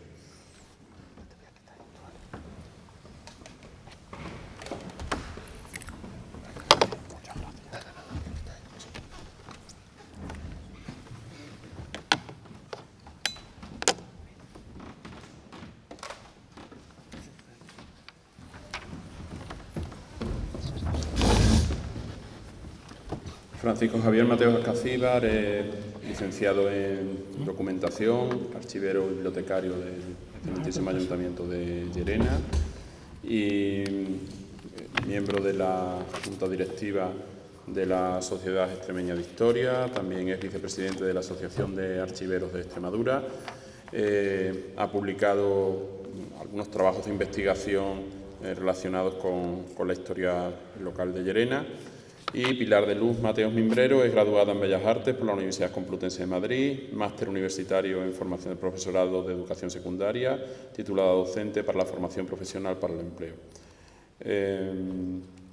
Ambos presentarán una comunicación titulada La Asociación Cultural Femenina, un círculo llerenense de mujeres en la vanguardia del feminismo español, 1930-1936. Bueno, buenos días. Es un placer estar aquí hoy con vosotros. Nuestro trabajo, como ha dicho Manolo, se llama la Asociación Cultural Femenina, un círculo llerenense de mujeres en la vanguardia del feminismo español, 1930-1936. Pues vamos a hablar sobre un hecho completamente inédito hasta hoy, y es este grupo de mujeres que en diciembre de 1930 tomaron la determinación de formar un club con un ánimo más que singular en la historia de la Llerena de los años 30 del siglo pasado. De lo extraordinario de este grupo dio noticia el diario Hoy en un reportaje que le dedicaron a la asociación a toda página en 1935 y titulaba «Hace 5 años funciona en Llerena un club femenino». Y decía al respecto: «Confieso ingenuamente que la primera noticia me causó un poquito de extrañeza y provocó en extremo mi curiosidad.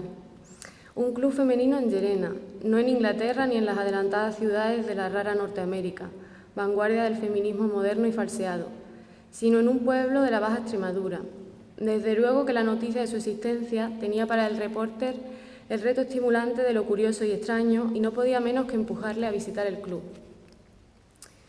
Bien, pues eso es lo que pretendemos hacer nosotros aquí hoy también, visitar el club. Y es importante esto de la palabra club porque así lo referían ellas mismas y así funcionaba realmente esta asociación. Un club tal y como lo era en aquellos años el Liceo Un Club Femenino de Madrid, un proyecto impregnado de la vocación de cierto feminismo de aquella época. La singularidad de este club radica en que fue constituido como un espacio propio e independiente de la estructura patriarcal que mantenía supeditada a la mayoría de iniciativas que tomaban en Llerena las mujeres en pro de sus derechos. A la sombra de la Iglesia Católica, algunos grupos de mujeres realizaban acciones de beneficencia, en los sindicatos se dedicaban a labores de propaganda, auxilio de presos, organización de manifestaciones, participación en huelgas, etc. Siempre con un papel sustentador, pero al servicio de. Tenemos aquí recortes de prensa sobre estos tres tipos. Y la Asociación Cultural Femenina fue la primera organización de las enumeradas en formarse y según la bibliografía que hemos consultado podemos decir que en Extremadura no existía ninguna otra como esta. Un lugar donde se ocuparon de exigencias básicas que atendían a las mujeres, un lugar de socialización y un lugar de desarrollo formativo sin discriminación.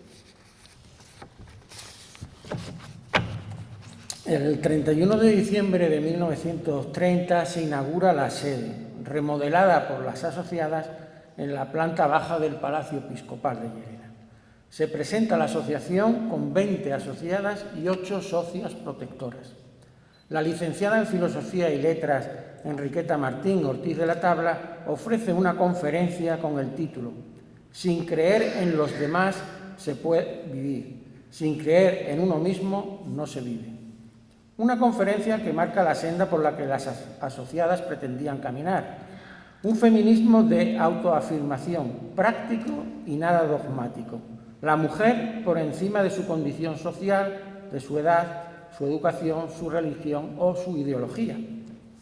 En el club se reunían mujeres de diversas edades, desde los 14 años a los 56, tanto solteras como casadas. Todas ellas de clase media y con estudios, unas con estudios elementales, medios y también con estudios superiores universitarios. La primera actividad que realizaron de cara a la comunidad de Llerena fue un primer curso de alfabetización a un grupo de 12 muchachas jóvenes. El 2 de marzo de 1931 comenzó el curso. La mayoría de las jóvenes eran criadas. Era totalmente gratuito y se realizó en la biblioteca del club. En los meses siguientes sucedieron una serie de hechos que pusieron a prueba la determinación y la fuerte voluntad de este grupo de mujeres. Pues bien, el día 14 de abril se celebró en Llerena una manifestación de exaltación de la República. En ella, entre otras, participaron María Fernández Grandizo Martín y su prima María Luisa Fernández Grandizo, presidenta de la asociación en aquellos días, portando una bandera republicana que finalmente fue colocada en el balcón del ayuntamiento donde Juan Simeón Vidarte proclamó la Segunda República Española. El presidente de la comisión gestora del ayuntamiento fue Pablo Fernández Grandizo, que era padre y tío de María y María Luisa respectivamente, candidato ganador de las elecciones municipales que se habían celebrado 2 días antes, el día 12 de abril. El 11 de mayo, un mes siguiente, Arturo Gazul, que era un socio protector de la asociación, ofreció en la sede de la misma una conferencia sobre feminismo. Como resultado de todo ello, el 16 de mayo, el párroco Gumersindo Naharro expone lo siguiente: que en vista del resultado de la conferencia de Arturo Gazul, que muchos han tachado de política, cree necesario que se suspendan todas las actividades en los locales del Palacio Episcopal. La asociación es puesta en el punto de mira de la sociedad burguesa más conservadora y de los latifundistas. En esos días también presenta su dimisión Juana Naharro, que era la tesorera de la asociación y también sobrina del cura párroco. Resolutivamente tomaron la decisión de cambiar de sede, pasando a ocupar los bajos de la vivienda número 2 de la Plazuela de Santiago, donde pagaban un alquiler de 50 pesetas al mes. Superada la crisis, siguen con sus actividades dentro del club, para las asociadas, pero también de cara a la comunidad.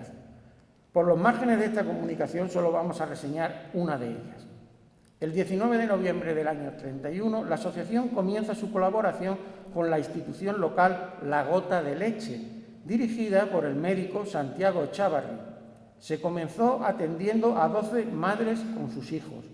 Trataba de remediar los problemas de desnutrición y alta mortalidad infantil en aquellas familias que no podían permitirse el lujo de tener nodriza y cuyas madres no podían dar de amamantar a sus hijos.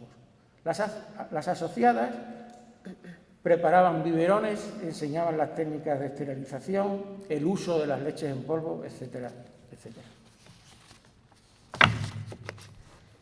Dadas las circunstancias de proscripción consuetudinaria que esta asociación y muchas otras organizaciones femeninas han tenido en las páginas de la historia, creemos que es de justicia nombrar aquí a cada una de las mujeres que participaron en la Asociación Cultural Femenina de Llerena. En el grupo promotor estuvieron María Luisa Fernández Grandizo, Juana Naharro, Manuela Ramón y Araceli López. La presidenta honoraria siempre fue Enriqueta Martín Ortiz de la Tabla. Entre las asociadas, Clotilde López, Isabel Ramón, Carmen León, Isabel Domínguez, Ana Fernández, Mercedes López, Rosario Nogales, Teresa Rodríguez, Manuela Ramón, Consuelo Gómez, Antonia Rodríguez, Ángeles James, Úrsula Hernández, Ana Fernández, Carmen Muela, María Fernández Grandizo, Rosario Nogales, Teresa Vidarte, Angelina Vázquez, Adelaida López, Dolores Fría, Carmen Nieto, Josefina Esmeralda, Soledad Martín, María Millán, Dolores López, Granada Morales, Vicenta Gil, María Gallardo, Gracia Millán, Rosario Vinuesa, Manuela Vaquera, María Antonia Bodero y Marina Carrasco. El ideario de esta asociación lo descubrimos bajo el espíritu general de su reglamento, nombrándose en las memorias cordialidad, cooperación, progreso, ayuda mutua y auxilio a personas ajenas al grupo. En este sentido, reseñamos aquí cómo se refieren al grupo en la revista de ferias de San Mateo en 1934. Decía, se tienen por un grupo de mujeres que se han asociado construyendo el concepto de feminismo sin cegueras conservadoras de costumbres trasnochadas. La Asociación Cultural Femenina conformó una diada con los objetivos de la Residencia de Señoritas de la institución libre de enseñanza y el Liceo Club Femenino de Madrid, que se concretaban en defender los intereses materiales y éticos de las mujeres. Por su parte, la Residencia de Señoritas ofrecía toda clase de estímulos y facilidades para la formación y el trabajo. Y tenemos que el eje axial de todo ello fue Enriqueta Martín Ortiz de la Tabla, que vivía y trabajaba en la residencia y era socia del Liceo desde su fundación. Ella fue la guía de todo el grupo de Llerena. La sede de la asociación era una réplica de la del Liceo y constaba de salón de estar, que era un espacio privado solo para el uso de las asociadas, era de uso diario, en él se hacían tertulias, se tomaba café, se leían revistas y prensa, se escuchaba música. Servía también como taller para labores y se reunían los grupos de trabajo y la junta directiva. También tenían una biblioteca, pues desde el comienzo consideraron que su formación era fundamental y la biblioteca era un eje principal. Su uso era para las asociadas y también para las participantes en cuentacuentos, cursos y talleres. También contaban con un salón de sesiones donde se realizaban las asambleas de las asociadas y todo tipo de eventos sociales y culturales, conferencias, cursos, clases de alfabetización, talleres, recitales, representaciones, ensayos, etc. Y disponían de un piano. Y por último el patio, que era un espacio más de recreo propio para las fiestas, veladas, bailes y también para sesiones de ejercicios gimnásticos y de danza. Funcionaban de acuerdo al reglamento que he nombrado anteriormente, que fue aprobado por el Gobierno Civil de Badajoz en 1931. Y su estructura organizativa estaba compuesta por la Junta General de Asociadas y la Junta Directiva, con presidenta activa, vicepresidenta, secretaria, tesoreras y consejeras. Hay que resaltar que contaban con un alto nivel de compromiso todas las asociadas en la renovación anual de cargos y esto les dotaba de un sentido democrático pues también muy alto al grupo. Bien, voy a hablar de algunas de las actividades, son muchas, pero lo que hemos tenido que resumir. Las actividades se desarrollaban en torno a 3 secciones de trabajo que tenía la asociación. Para cada sección se nombraba un comité de 3 asociadas para su gestión. La sección de clases atendía a la función de la formación y realizaba cursos de alfabetización para niñas, cursos de alfabetización para obreras, cursos para las asociadas y adultas, cursos de educación física, llevaban un coro y realizaban excursiones. La sección del ropero se relacionaba con la función de solidaridad, con un ropero para niñas pobres y una guardería de niños para madres que cuando iban a trabajar no tenían dónde dejarles. La sección de biblioteca atendía a lo que denominamos la función cultural. Llevaban un club de lectura, hacían sesiones de cuentacuentos, daban conferencias, hicieron representaciones teatrales y veladas poéticas musicales.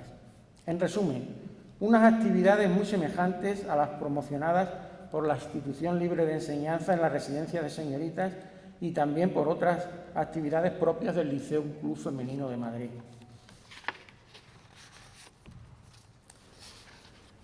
Realizaron 2 tipos de cursillos, unos relacionados con la formación y capacitación profesional, como el de puericultura y el de biblioteconomía.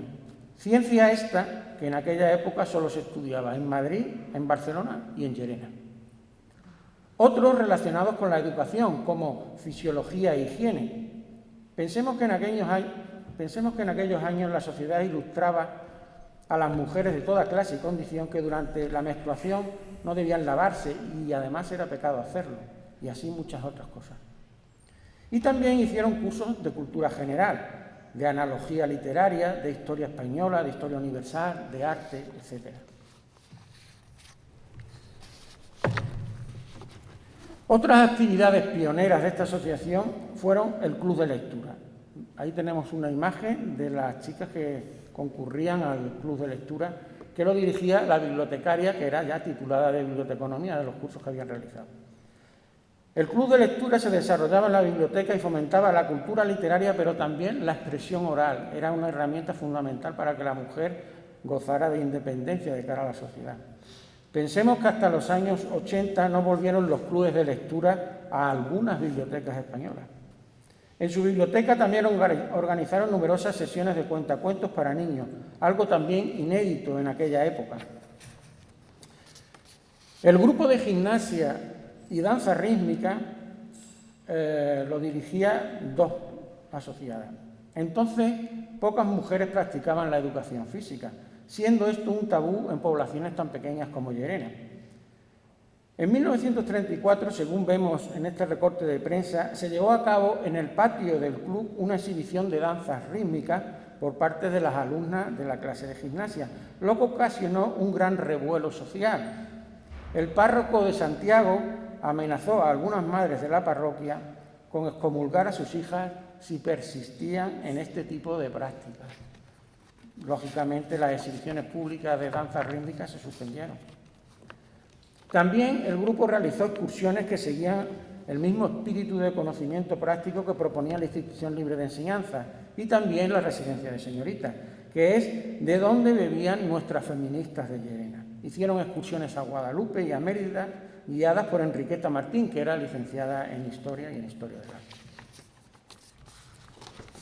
Bueno, y para terminar ya, solo hablaremos de algunas de las asociadas más representativas.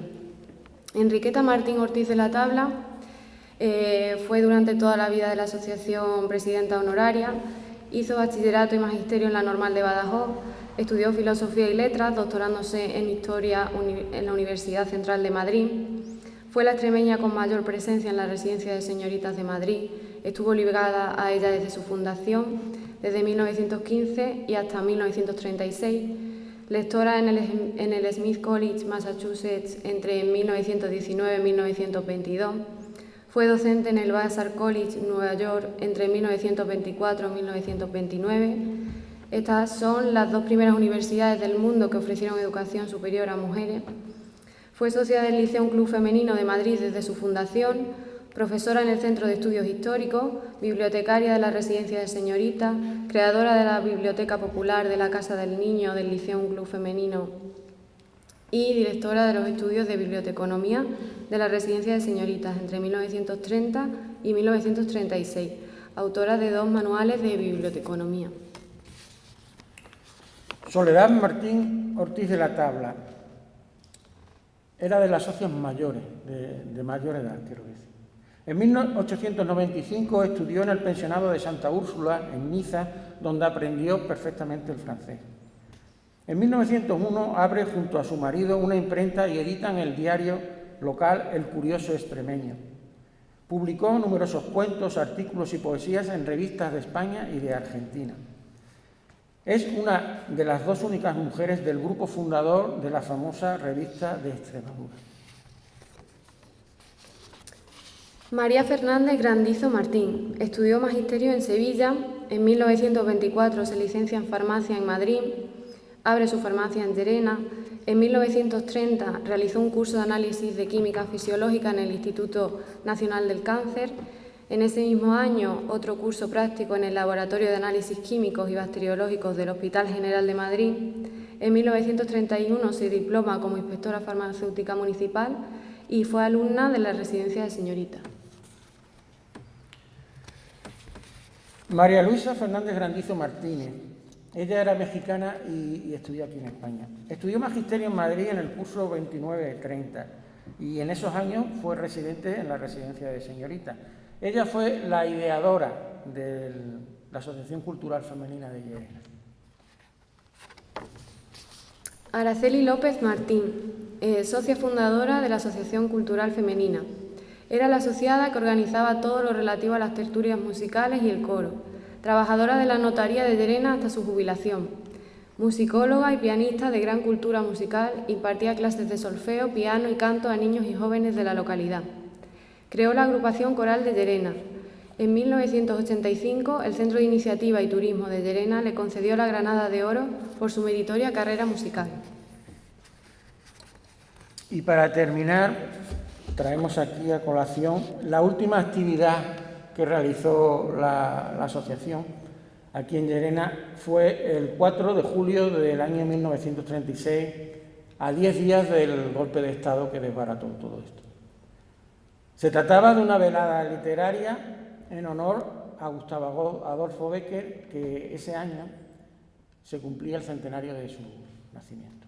Y después de esto, pues esta asociación feminista fue totalmente disuelta, lógicamente, con el devenir del nuevo régimen franquista. Pues nada, muchas gracias por su atención.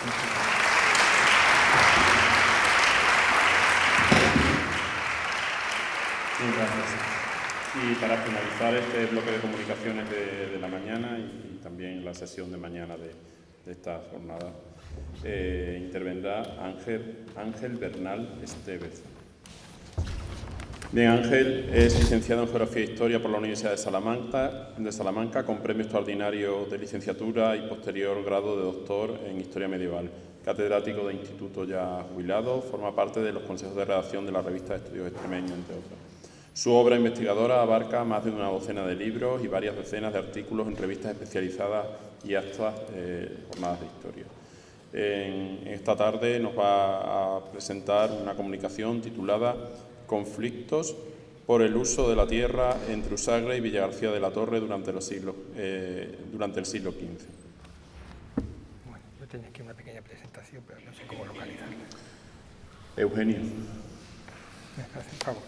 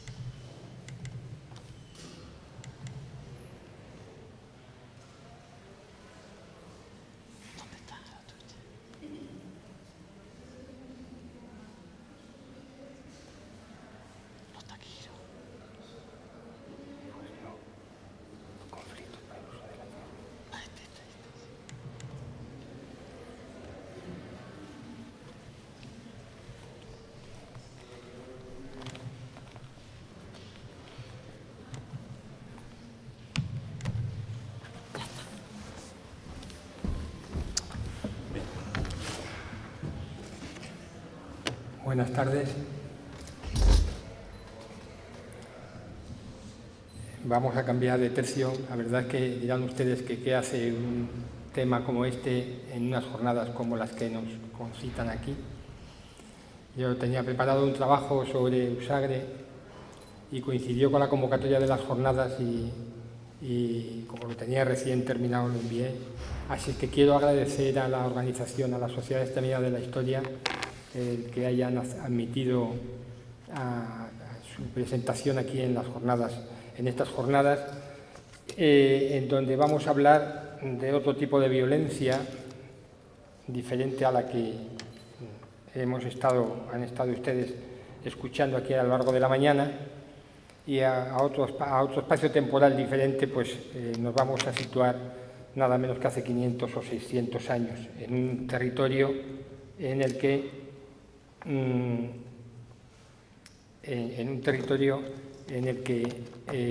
las localidades de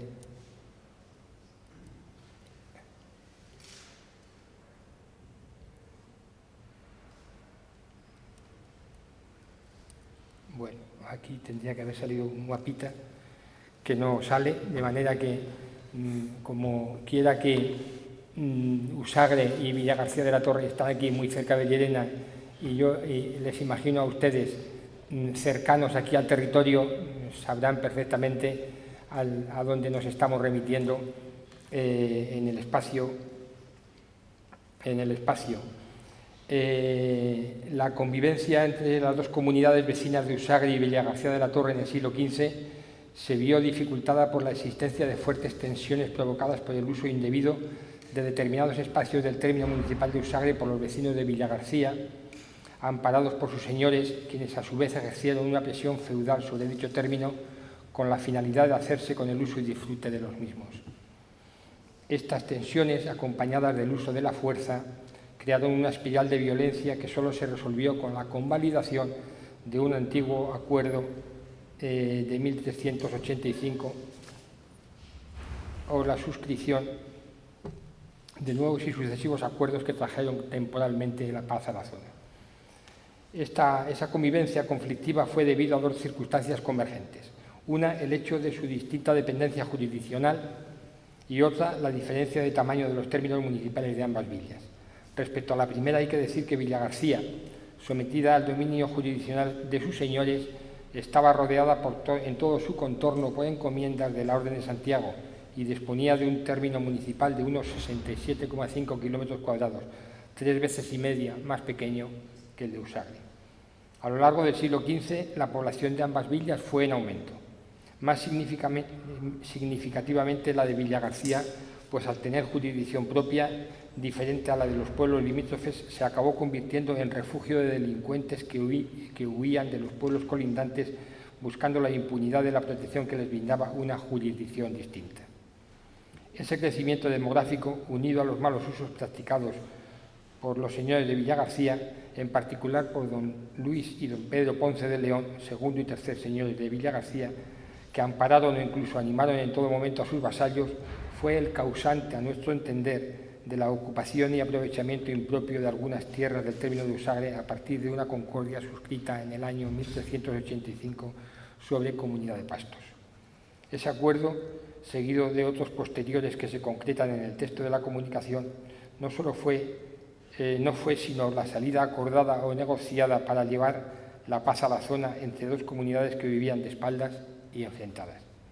Porque, en efecto, los vecinos de Villagarcía, amparados por sus señores, allanaron más de una vez y de forma violenta los términos de Usagre, ante la impotencia de sus vecinos que difícilmente tenían recursos para oponerse, como no fuera el amparo de la orden, que se vio precisada de movilizar puntualmente nada menos que a todo su aparato militar, comendadores de todas sus encomiendas de la provincia de León con sus huestes para hacer frente a los atropellos a que estaban siendo sometidos sus vecinos. Ello dio lugar a una espiral de violencia que encontró su punto culminante en el incendio de la casa del comendador de Usagre y el asedio de su iglesia, donde probablemente se había refugiado con sus huestes y algunos vecinos. El caldo de cultivo estaba en la aprehensión de ganados de unos vecinos por otros de cada pueblo y las multas que debían de pagar para recuperarlos. acompañado de agresiones e incluso muertes a sus propietarios o pastores, lo que sin duda generaría gran revuelo e irritación en cada comunidad cada vez que esto se producía.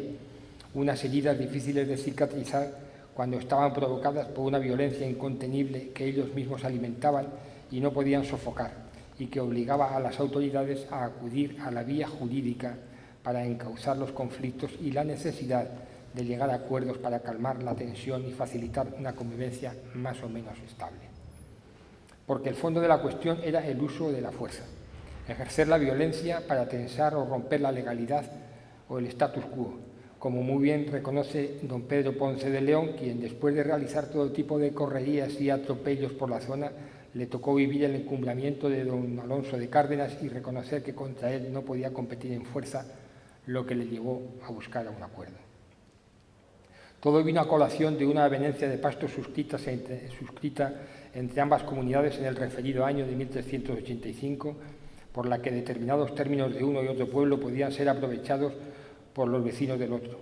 El acuerdo fue aprobado por los concejos de ambas villas, ratificado por don García Fernández Villagarcía y don Diego García Pardo, comendador de Usagre, con licencia del maestre Muñiz. En la práctica y con el paso del tiempo, esta situación acabó por generalizarse para todo el término de Usagre.